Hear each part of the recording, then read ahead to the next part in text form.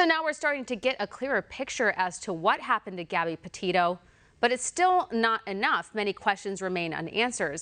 For starters, where's Brian Laundrie? What happened leading up to her death? And most importantly, who's responsible for her death? Join me now from Arizona, retired FBI special agent and national spokesperson John OAN. Thank you so much for joining me. So I know that you've been keeping a close eye on this case, but first I'll start off with Brian Laundrie's dad mowing the lawn. Do you find his behavior kind of odd, especially just 24 hours after the news of the results of Gabby Petito's autopsy? Keep in mind, she spent a lot of time with that family. Sure, she used to live there. I think it shows that the family probably knows a lot more than they're saying. Now, of course, they have an attorney. I guarantee you the attorney has said, don't talk to the media. Nothing can be gained by making statements to the media if, in fact, they have involvement. You would think with this young lady living with them, being engaged to her son, they would be distraught and want to cooperate. All of this says the family needs to be looked at very closely, which I know the FBI and local law enforcement are doing. And her cause of death, what does that tell you? Well, strangulation is a very personal way of homicide.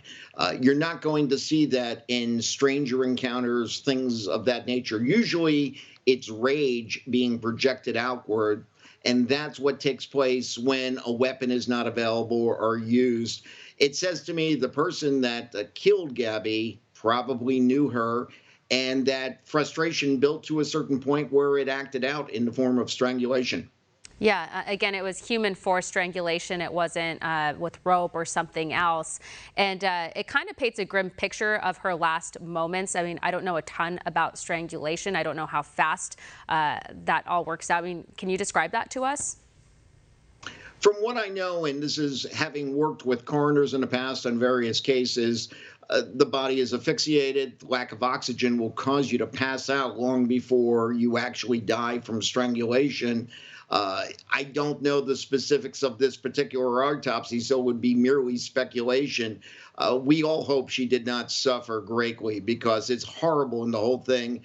And if there's any comfort for the parent, that would be nice to know. However, the focus here now has got to be to bring justice to the parents, to the rest of the family, and arrest her killer.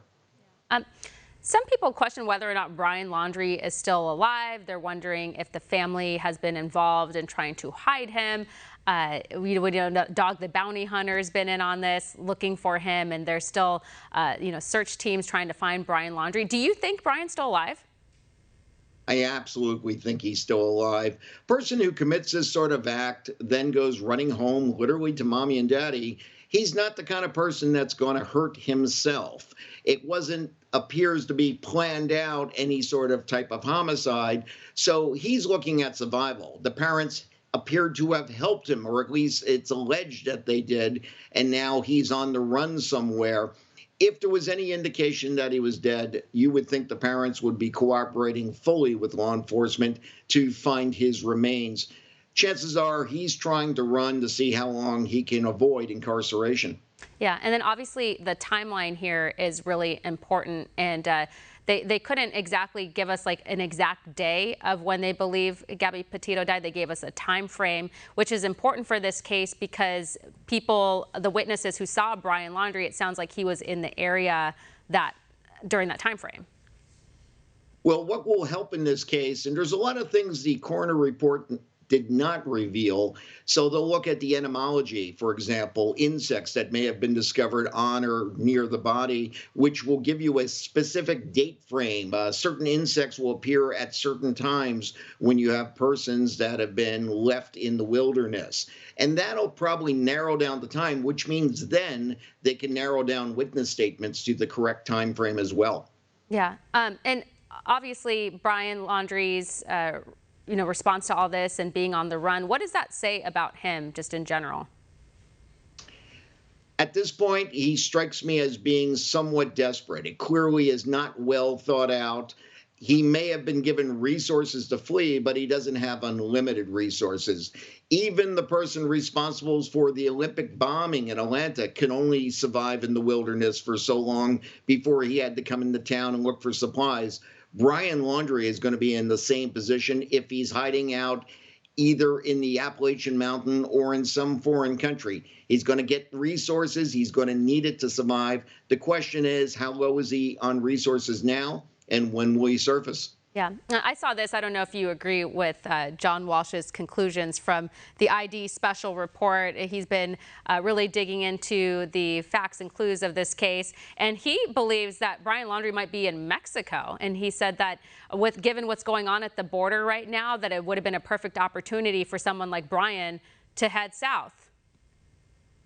Maybe so. However, I would venture to say, number one, does Brian Laundrie speak Spanish well? Because you got to be able to survive in a foreign country with a foreign language.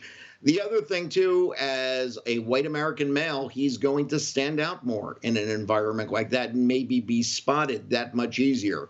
We have pretty good relationships with law enforcement in other countries, especially in Mexico.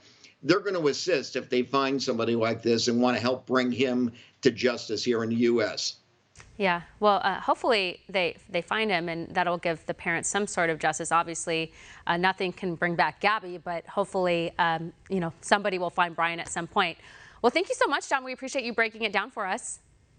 Thanks, Steph. Good to be here.